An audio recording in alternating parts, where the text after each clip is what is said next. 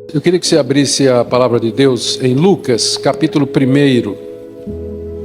Vamos ler do verso 1 até o verso 4. Visto que muitos houve que empreenderam uma narração coordenada dos fatos que entre nós se realizaram, conforme nos transmitiram os que desde o princípio foram deles testemunhas oculares e ministros da palavra, igualmente a mim me pareceu bem, depois de acurada investigação de tudo, desde sua origem, dar-te por escrito, excelentíssimo Teófilo, uma exposição em ordem, para que tenhas plena certeza das verdades em que fostes instruído. Queridos, nós estamos falando aqui, nosso tema é somente a Escritura.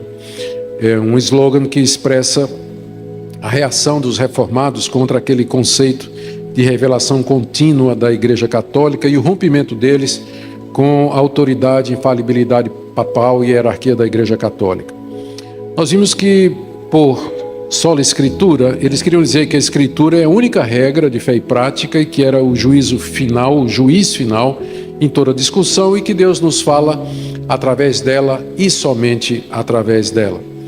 Os reformadores também insistiram que, como palavra de Deus, a Bíblia era inspirada, infalível e inerrante e, portanto, totalmente confiável. Juntamente com o conceito de sola Escritura, nós temos que desdobrá-lo para o conceito da sua inspiração, autoridade e, portanto, confiabilidade.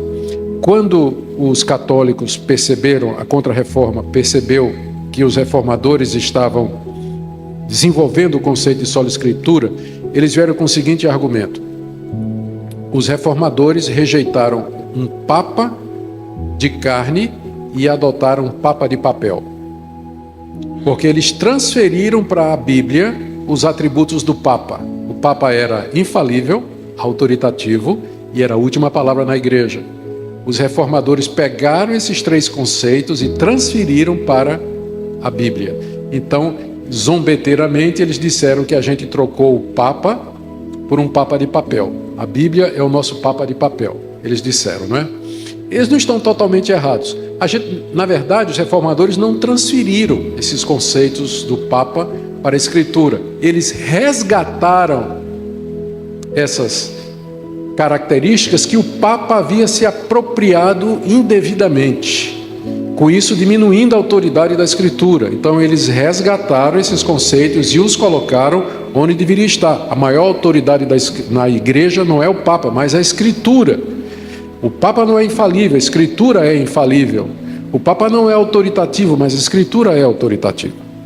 Então, vejam como é importante esses conceitos andarem juntos. O conceito de sola Escritura, junto com o conceito da infalibilidade, inerrância e autoridade da Palavra de Deus. O meu objetivo nessa segunda palestra é demonstrar esse ponto de que nós podemos confiar nas Escrituras a partir da composição do Evangelho de Lucas e a partir daí fazer uma aplicação para a Escritura toda. No final, são alguns argumentos que eu vou usar e no final eu usarei um que você já pode estar respondendo aqui na sua cabeça. Eu creio que a Bíblia, eu posso confiar na Bíblia porque eu sei que ela é a palavra infalível de Deus. Mas a princípio eu quero trazer alguns outros argumentos em favor desse ponto antes de nós chegarmos naquilo que vai ser meu último ponto, de que a Escritura se impõe como palavra de Deus e que esse é o argumento final. Então, vamos partindo aqui do que Lucas escreveu, desenvolver esses pontos. Primeiro, lembrando que é o Evangelho de Lucas. Ele é um dos 4 evangelhos que nós temos na Bíblia e um dos 3 sinóticos. A palavra evangelho, como vocês sabem, significa boa notícia, boa nova. E, portanto, fala das boas e alegres notícias de que Deus em Cristo Jesus salva pecadores. Por isso é que é chamado de evangelho. E é chamado de evangelho sinótico porque Lucas é considerado um dos 3 evangelhos sinóticos, porque a palavra sinótico no grego significa uma visão conjunta, você vê a mesma coisa juntamente. E uma vez que ele, Lucas, Mateus e Marcos olham para a obra de Jesus, a vida de Jesus, praticamente dizendo a mesma coisa, eles são chamados de sinóticos. João, como a gente sabe, ele é bastante diferente dos 3 sinóticos. Ele usa outra estrutura, segue uma outra cronologia, a linguagem é bem diferente. Muito material de João não está nos sinóticos. Os sinóticos, eles se sobrepõem em cerca de 80% a 85%. A sobreposição de João para os sinóticos é bem menos do que isso. Então, por isso que Lucas está entre os chamados de evangelhos sinóticos. Lembrar que os evangelhos não são biografias, mas eles são uma mensagem com base em relatos escolhidos de fatos acontecidos com Jesus. É importante dizer isso, porque às vezes a gente pensa que o evangelho é uma biografia de Jesus. Não é. Uma biografia no sentido estrito procura biografar, procura narrar os fatos do biografado, a respeito do biografado, que começam com seu nascimento até sua morte. Mas há grandes lacunas nos evangelhos. Por exemplo, onde é que Jesus viveu dos 12 aos 30 anos? O que é que ele fez nesse período? Então, há muitas lacunas, né? Os evangelhos focam nos 3 anos de ministério de Jesus e dentro desses 3 anos, particularmente na última semana. Então, os evangelhos não são uma biografia no sentido estrito, mas eles são uma exposição dos fatos acontecidos com a pessoa de Jesus de Nazaré e a implicação deles. E no caso de Lucas, isso continua na obra número 2, no volume 2, que é o livro de Atos, né? O evangelho de Lucas foi escrito por um médico não judeu convertido de Antioquia, isso é a informação que nos dá Eusébio, e que foi companheiro de Paulo. E a gente sabe disso porque no livro de Atos, em várias das sessões, ele utiliza nós. E nós fomos impedidos pelo Espírito Santo de ir para tal região, e lá chegando, fomos a um lugar na beira-mar, encontramos umas mulheres e tal. Então essas sessões, chamadas sessões nós, que tem no livro de Atos, mostram que o autor acompanhou o apóstolo Paulo em diversos episódios que ele narra. Então o consenso do cristianismo histórico é que nós estamos falando aqui de Lucas, que é mencionado em algumas das cartas de Paulo como sendo o médico amado e companheiro dele. Lucas diz que escreveu essa obra para uma pessoa chamada Teófilo. Nós acreditamos que isso foi feito em meados dos anos 60. Teófilo, diz aí o verso 3, era um nobre romano, porque Lucas se dirige a ele como excelentíssimo Teófilo. Excelentíssimo você vai encontrar nos escritos de Lucas. É uma designação do ofício ou da importância da pessoa. Por exemplo, Lucas se refere a Festo como sendo excelentíssimo Festo, excelentíssimo Félix. Então, e eles eram nobres, eram da realeza e tinham uma posição de autoridade. Então, Teófilo era provavelmente alguém da nobreza, alguém de posses, que havia se convertido a Cristo. E Lucas tinha como alvo inteirá-lo sobre os fatos a respeito de Jesus, da igreja, e confirmá-lo na fé, como ele diz aí no verso 4, para que tenhas plena certeza das verdades em que fostes instruídos. Lucas diz que vai fazer isso descrevendo por ordem os fatos relacionados com o nascimento, vida e morte de Cristo. O método de Lucas, o plano dele é fazer isso e mostrar o cumprimento das profecias do Antigo Testamento e como o reino de Deus chegou através desses fatos. Alguém já perguntou por que Lucas teria um trabalho tão grande para ajudar um novo convertido? Porque a obra é dedicada a Teófilo. A resposta possível é que Teófilo, sendo um nobre e uma pessoa de posses, ao receber o manuscrito, ele teria condições de mandar copiar e espalhar aquilo ali. Então essa seria a estratégia de Lucas, né? Porque nós sabemos que livros naquela época não eram tão baratos como os livros do nosso irmão Laurete. Mas custava caríssimo, era caríssimo você fazer um livro, tinha que contratar um escriba, era feito à mão, né? Levava tempo, não é como hoje, é muito diferente. E Teófilo teria condições de multiplicar essa obra e espalhá-la no meio do contexto cristão para servir de ajuda a outras pessoas. Então, tudo isso parece estar por detrás da composição do Evangelho de Lucas. Então vem a pergunta, por que eu posso confiar nisso que Lucas está dizendo aqui, de que ele escreveria tudo a partir de uma acurada investigação? Então eu vou trazer algumas razões aqui. Primeiro, pela maneira como ele foi escrito. Lucas diz aí no verso 3 que pareceu a ele, depois de uma acurada investigação desde a sua origem, dar uma narrativa por escrito a Teófilo. Quando Lucas escreveu, já havia vários dos relatos que ele menciona no verso 1, visto que muitos houve que empreenderam uma narração coordenada dos fatos que entre nós se realizaram. Lucas tinha conhecimento, então, provavelmente do Evangelho de Marcos e do Evangelho de Mateus, que a crítica bíblica geralmente admite que foram escritos primeiro, embora isso não seja unanimidade. Além disso, fontes escritas circulavam já na igreja contendo os ditos de Jesus, fora as tradições orais que eu já mencionei na palestra anterior. Lucas consultou tudo isso, leu esses evangelhos, provavelmente leu Marcos, leu Lucas, ele conhecia outras fontes escritas e ele conversou com gente que era portador das tradições a respeito de Jesus. E o evangelho que ele escreve é resultado disso, dessa acurada investigação que ele fez. E a gente vê que há o mesmo cuidado nos demais livros da Bíblia. Geralmente eles procuram citar as histórias que eles narram, mencionando governantes, mencionando episódios ou situações que identificariam a época dos eventos. E Lucas tem esse cuidado e a gente percebe o mesmo cuidado nas narrativas do Antigo Testamento, históricas pelo menos, e também nas demais do Novo Testamento. Então, o Evangelho é resultado de uma acurada investigação que reflete a maneira como os escritos bíblicos foram produzidos.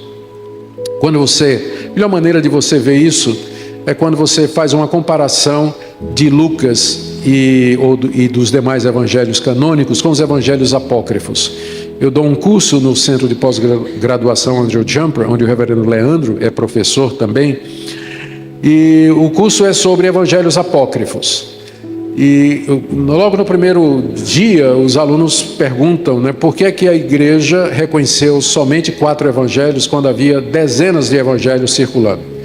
E aí eu dou para eles lerem a Bíblia Apócrifa. É uma publicação dos evangelhos apócrifos, está em português. Eu digo, leiam e respondam por vocês mesmos. Basta você ler os evangelhos apócrifos e você vai ver a diferença marcante e acentuada entre a qualidade, a sobriedade, a precisão, a clareza da narrativa dos evangelhos canônicos quando comparados com os evangelhos apócrifos. Mesmo que a igreja cristã não tivesse outra razão a não ser a apostolicidade e a chamada harmonia com a regra de fé, bastaria esse critério para eles verem a qualidade inferior dos evangelhos apócrifos e rejeitá-los e não querê-los no cânon. Então, essa acurada investigação reflete a seriedade do autor. Segundo as fontes que ele usou, Lucas se refere aí no verso 1 aos fatos que entre nós se realizaram. Ou seja, ele está se baseando em fatos históricos, não eram invenções.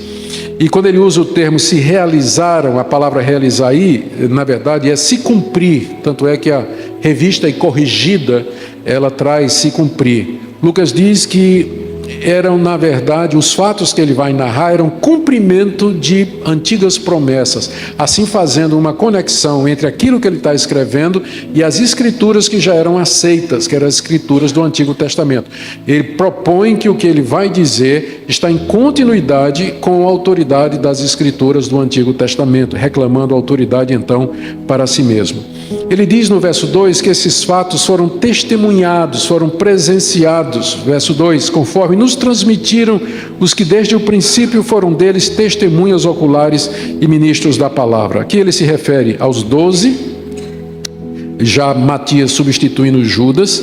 Os 12 apóstolos foram testemunhas de todas aquelas coisas. Lucas andou com pelo menos 2 desses apóstolos, com certeza o apóstolo Paulo, talvez o apóstolo Pedro, talvez outros apóstolos também com os quais ele mantinha comunicação. Ele diz que essas pessoas transmitiram aquilo que elas viram. A palavra transmitir, que é usada aqui, a palavra grega, o termo técnico para tradição, é a transmissão de um conhecimento que tem que ser recebido autoritativamente. E diz que essas pessoas eram ministros da palavra de Deus. A referência é aos apóstolos e às pessoas mais próximas do círculo apostólico, razão pela qual o Evangelho de Lucas foi aceito, foi reconhecido como canônico, por conta da sua proximidade ao círculo apostólico. Ele não era apóstolo, Lucas, mas ele andou no meio dos apóstolos e obteve as suas informações do círculo apostólico. Lucas ouviu, leu, talvez entrevistou E por isso foi reconhecido e colocado no cânon. Em contraste, como eu disse, outros evangelhos foram rejeitados mais tarde. Evangelho de Pedro, Evangelho de Tomé, Evangelho dos Hebreus, Evangelho de Judas, dos Ebionitas e, pasmem, até o Evangelho de Nicodemos. Os demais livros da Bíblia, eles revelam também, a gente percebe que eles se baseiam sempre em escritura anterior. O que eu quis dizer é que Lucas escreveu baseado em escritura. As fontes ou eram os apóstolos ou os relatos que já circulavam autoritativamente. E ele diz que ele faz isso para mostrar os fatos que se cumpriram, relacionando assim com as profecias do Antigo Testamento.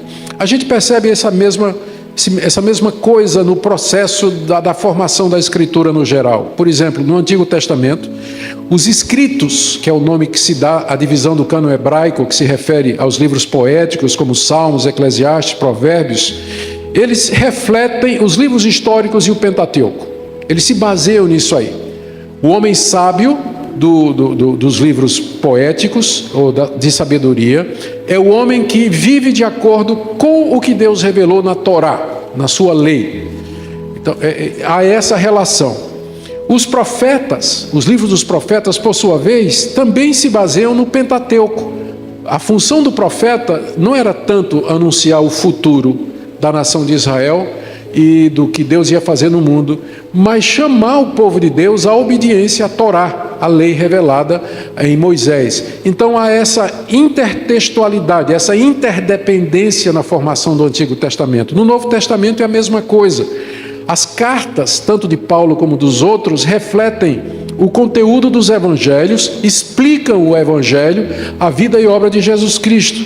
E já o Apocalipse, por sua vez, reflete tanto o Antigo Testamento como também o ensino de Jesus e dos apóstolos no Novo. Ou seja, essas obras, elas não foram escritas de maneira aleatória, sem sentido, elas não surgiram, pipocaram assim espontaneamente, mas elas seguem um plano, elas seguem um propósito, elas estão interligadas.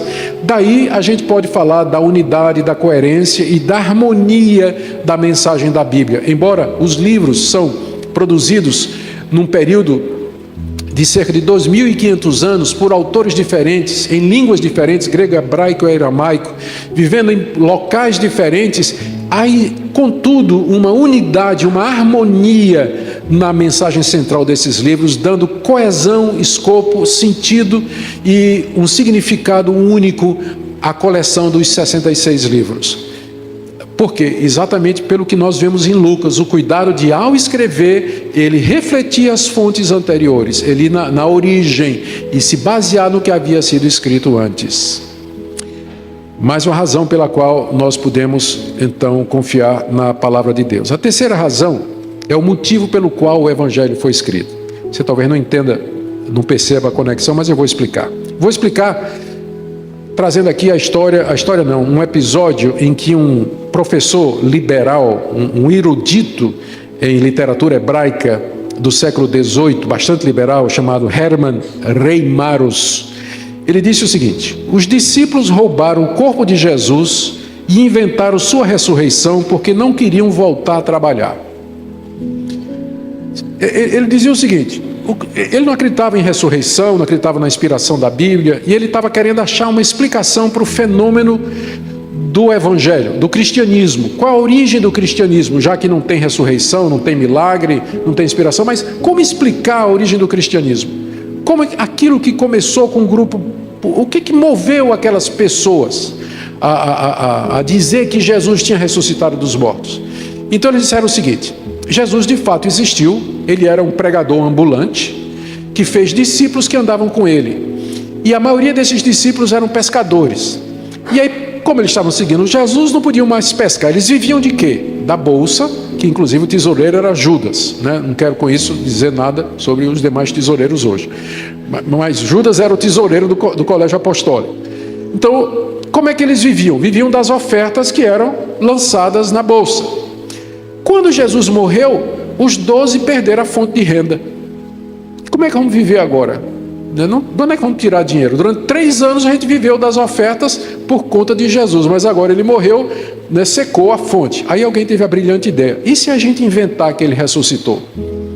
A gente continua o projeto Jesus. O pessoal vai continuar contribuindo, só que agora a gente vai dizer que ele ressuscitou.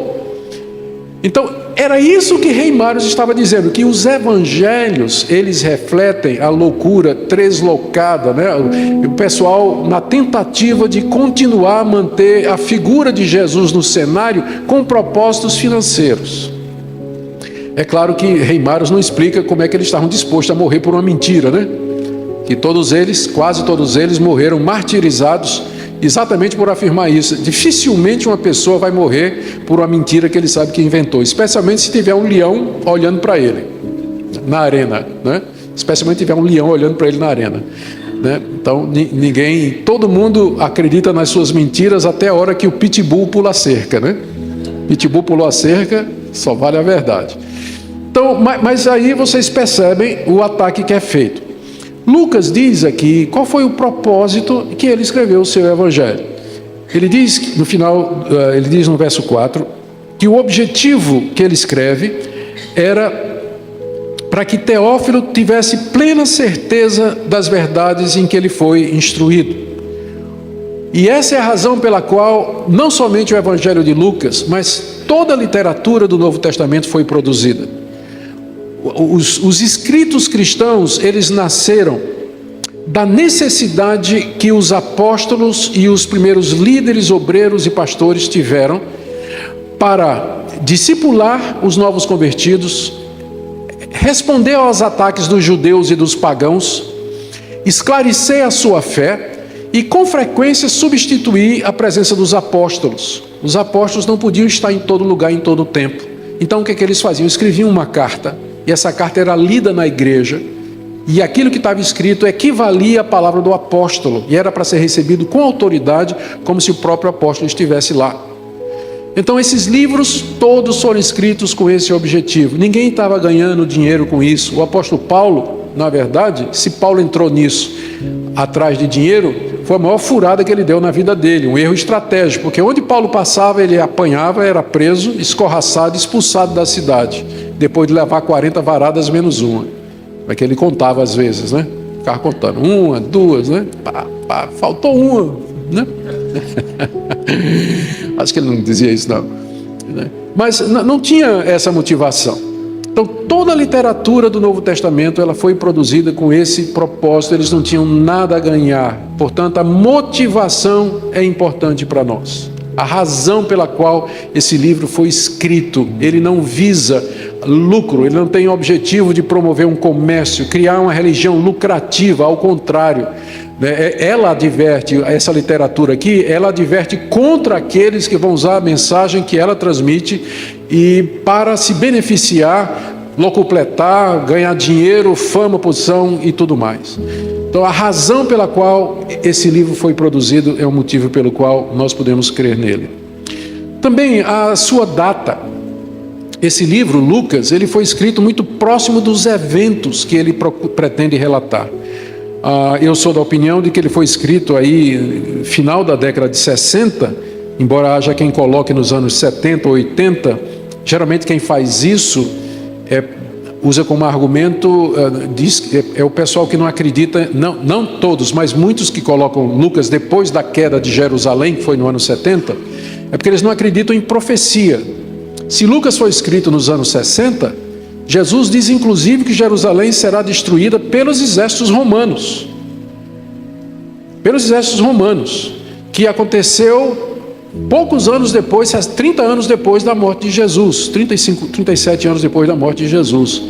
Então, como eles não acreditam em profecia, muito menos que Jesus poderia ter previsto ou predito que Jerusalém seria destruída pelos exércitos romanos, eles têm que colocar a formação do Evangelho de Lucas depois da queda de Jerusalém, quando então já se sabia que Jerusalém tinha caído pela invasão romana, e colocou isso na boca de Jesus, como se Jesus tivesse profetizado, isso se chama vaticínia ex evento, ou seja, um vaticínio que foi feito depois que o evento aconteceu, né? Eu não vejo, como eu creio em profecia, creio que Jesus era profeta, da parte de Deus e que ele podia anunciar o futuro, eu não tenho dificuldade nenhuma em colocar o Evangelho de Lucas antes da destruição de Jerusalém. E se esse ponto é verdadeiro, então Lucas está muito próximo dos eventos que ele está narrando, muito próximo. A ponto dele dizer que havia testemunhas vivas, né? Ele está dizendo que ele conversou com gente que presenciou os fatos que ele vai narrar aqui. Os judeus poderiam mostrar facilmente o corpo de Jesus. Se Jesus não ressuscitou, os judeus poderiam mostrar o corpo de Jesus e acabar com a mentira e a invenção dos cristãos. Mas o túmulo continua vazio até o dia de hoje, né? Nunca produziu-se a prova fatal contra a doutrina da ressurreição, que seria apresentar o corpo de Jesus. Alguns acham, né, especialmente o pessoal que não gosta de doutrina, que eles não interessa para eles essa questão de ressurreição, não. O que importa é que você tenha uma relação com Cristo, mística. O Evangelho é uma pessoa. Nós não precisamos de doutrina. Vocês já ouviram isso? Né? Nós precisamos só de Cristo, crer em Cristo. Você tem um relacionamento com Cristo. Sim, mas se Cristo ressuscitou, você está tendo uma relação com um cadáver, né? Então você precisa sim de doutrina. Você precisa de crer na doutrina da ressurreição para poder dizer que você tem um relacionamento com Cristo.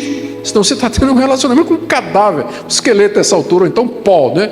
Em algum que está lá perdido em algum lugar, alguma catacumba lá da Palestina.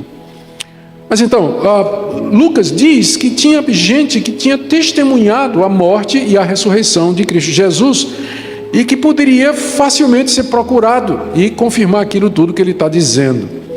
Fazia pouco tempo para a admissão de lendas. Todo o Novo Testamento foi escrito cerca de 35 a 40 anos após os fatos. Aliás, perdão, quando eu estou falando aqui do Novo Testamento, não estou falando de Lucas, não.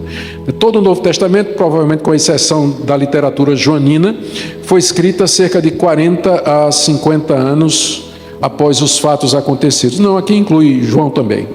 Muito próximo dos eventos, porque algumas pessoas vão dizer que muito da literatura aqui é fruto da imaginação criativa da igreja. Que a igreja começou a inventar fatos e atribuir a Jesus, de maneira que criou-se lendas, histórias, e o que você tem nos evangelhos e no Novo Testamento não é o Jesus da história, mas o Cristo da fé. O que você encontra nos evangelhos é o Jesus imaginado, é o Cristo imaginado pelos discípulos e não o Jesus que realmente existiu. A resposta que nós damos para isso é que, comparando esse processo com outros processos históricos, a formação do Novo Testamento está muito próximo dos fatos para permitir, não teria tempo para permitir a imaginação criativa da igreja criar lendas, histórias que depois viessem a ser acreditadas como verdadeiras, porque as testemunhas oculares ainda estavam vivas e elas podiam com facilidade desmentir todas essas histórias que então estariam circulando. Então a datação do Evangelho de Lucas e também de toda o Novo Testamento nos ajuda a ter confiança nisso. Além disso, não só outros livros da Bíblia falam das mesmas coisas de Lucas. E aqui, no caso, estou voltando aqui para a autenticidade e a confiabilidade de Lucas, não é? Ele diz no verso 1 que houve muitos que empreenderam uma narração coordenada dos fatos que entre nós se realizaram. Aqui ele está falando dos outros evangelhos. É interessante você seguir o seguinte raciocínio. Você tem 3 evangelhos. Como é que eles surgiram? Até hoje isso é motivo de debate. Qualquer que seja a forma como eles surgiram, é interessante o seguinte fato. Eles não podem ter sido uma combinação dos discípulos, como dizem esses caras aí. Que os discípulos resolveram inventar uma história para poder continuar ganhando dinheiro com Jesus. Porque tem muitas diferenças entre eles. Não pode ter sido uma coisa combinada. Porque às vezes a mesma história é contada diferente. Pensa, por exemplo, na história da cura do cego de Jericó. Um evangelho diz que Jesus curou um cego na entrada, o outro evangelho diz que ele curou 2 cegos na entrada, e o outro evangelho diz que ele curou o cego na saída. Então, se fosse combinado, foi muito mal combinado. Não é porque e aí estou contando só uma, mas eu posso dizer, inclusive no relato da ressurreição, que às vezes é difícil você harmonizar a sequência exata, porque eles têm detalhes que um não bate com o outro, não bate. Então não pode ter sido uma coisa combinada. Mas por outro lado, esses evangelhos não podem ter surgido assim, isolados, porque, como alguns dizem, Mateus foi resultado da comunidade mateana, que se formou por influência do apóstolo, e então tinha suas próprias tradições, enquanto que a comunidade joanina produziu a ideia de que os evangelhos são fruto do pensamento de comunidades ligadas a esses grandes nomes e que surgiram sem nada a ver, inventaram essas histórias. Mas aí também como explicar a semelhança entre eles? Porque às vezes o relato é idêntico, inclusive na escolha de palavras, a sequência histórica que acontece em muitas partes é absolutamente igual. Como explicar a semelhança entre eles se eles foram escritos por comunidades diferentes, dispersas, que não tinham comunicação entre si? Só tem uma resposta: os evangelhos são resultado do testemunho ocular de pessoas que narraram a mesma história, mas de perspectivas diferentes. A gente sabe como é isso. Se acontecer um acidente em frente à igreja aí, e a gente for lá para ver, e depois o repórter sair entrevistando, vão estar relatando o mesmo fato, mas um vai dar detalhes que o outro não viu, ou que não soube, e no final complementa tudo. Por isso que Deus nos deu 4 evangelhos e não um só, para que na riqueza e na diversidade deles a gente tivesse um quadro mais amplo do complexo evento da vinda de Cristo, sua morte, da sua ressurreição. Então, a presença de testemunhas oculares na formação do Evangelho de Lucas e dos demais evangelhos e no resto do Novo Testamento é a melhor explicação para a sua diversidade e para a sua unidade na mensagem. A última coisa que eu queria dizer aqui para vocês, o último argumento, porque você pode confiar nesse livro, eu diria o seguinte: leia e verifique por você mesmo. Todo mundo conhece a história do famoso Lee Strobel. Strobel era um jornalista ateu. Ele tinha um mestrado em Direito na Universidade de Yale e a mulher dele se converteu. Imagine agora o rolo, né? O cara ateu, né? Catedrático da Universidade de Yale, e a mulher ateia se converteu a Cristo. E ele resolveu pesquisar o cristianismo com o fim de destruir a fé da esposa, para mostrar à esposa que ela estava errada, que o cristianismo é errado. Ele começou a investigar o que os evangelhos diziam e converteu-se depois de 2 anos de pesquisa. Converteu-se depois. Hoje ele é um dos maiores apologetas que nós temos no cenário evangélico americano. Ele é bem conhecido e o livro que o tornou famoso foi The Case for Jesus, ou seja, uma defesa a respeito de Jesus. Foi um livro que o jogou no cenário acadêmico evangélico, foi inclusive best-seller do New York Times, provocou, faz tempo que ele fez isso, né? Estou falando aqui da década de 60, mais ou menos. E ele continua até hoje, ativo ainda, já está idoso, mas ainda publicando muita coisa. O livro de Atos era desacreditado pelos críticos durante muito tempo, até que um deles resolveu fazer uma investigação a respeito da sua confiabilidade.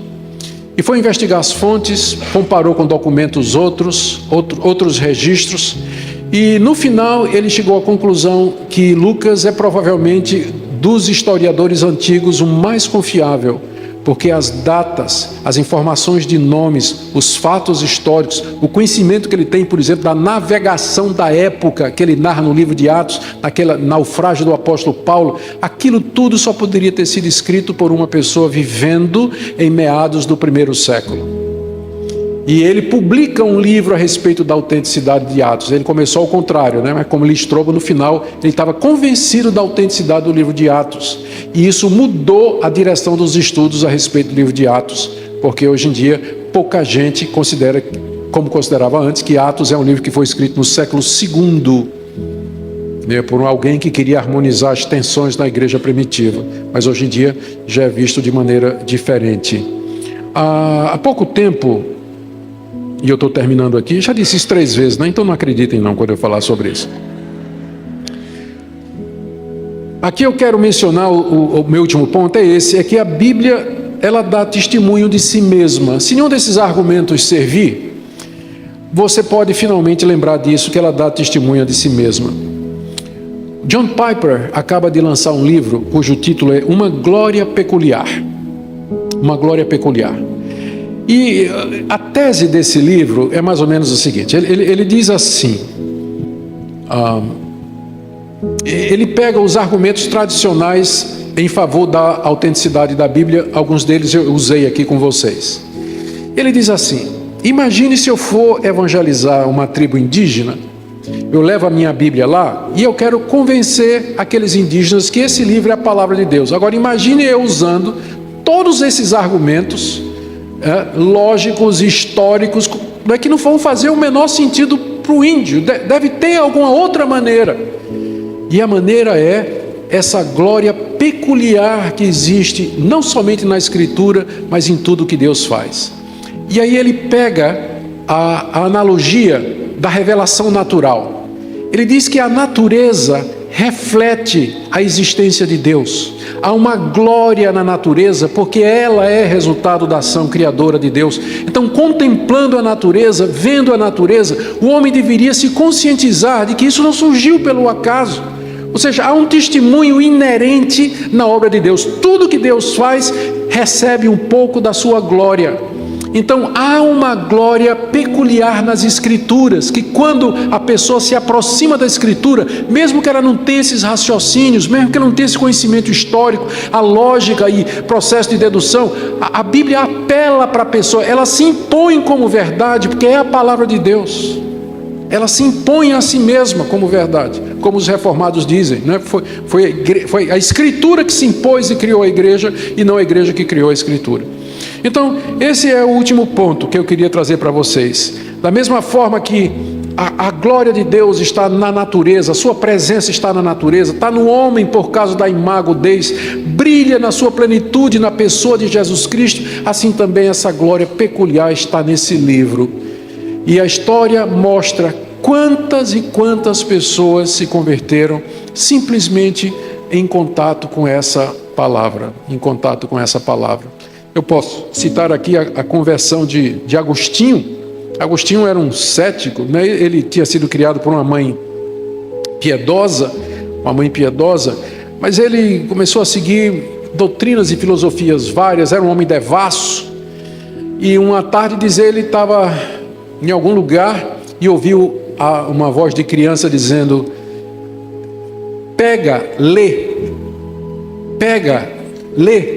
Ele olhou ao redor e o que ele viu foi a Bíblia da mãe. E ele abriu e leu lá no final de Romanos 14, onde manda que nós creamos no Senhor Jesus e não reservemos espaço nenhum para a carne. E ele se converte ali, simplesmente lendo aquele texto, e de lá sai para ser o maior teólogo dos primeiros 1000 anos da história da igreja, Agostinho. A conversão de John Wesley não foi diferente. Ele ouviu a leitura do prefácio de Lutero, a carta aos Romanos, os textos que foram lidos, e diz lá que sentiu o seu coração estranhamente aquecido enquanto ouvia Romanos sendo lido, não é? Aquilo falou o coração. Há uma glória peculiar nas Escrituras Sagradas, que é finalmente o testemunho decisivo que nós podemos receber. A Confissão de Fé de Westminster, no capítulo quando ela fala da Escritura, ela diz assim que há muitos argumentos que podem ser usados para provar a confiabilidade das Escrituras, mas é o Espírito Santo falando por elas, que Calvino chamava de o testemunho interno do Espírito Santo, mas é o Espírito Santo falando por elas que nos convence acima de tudo, de que de fato ela é a palavra de Deus.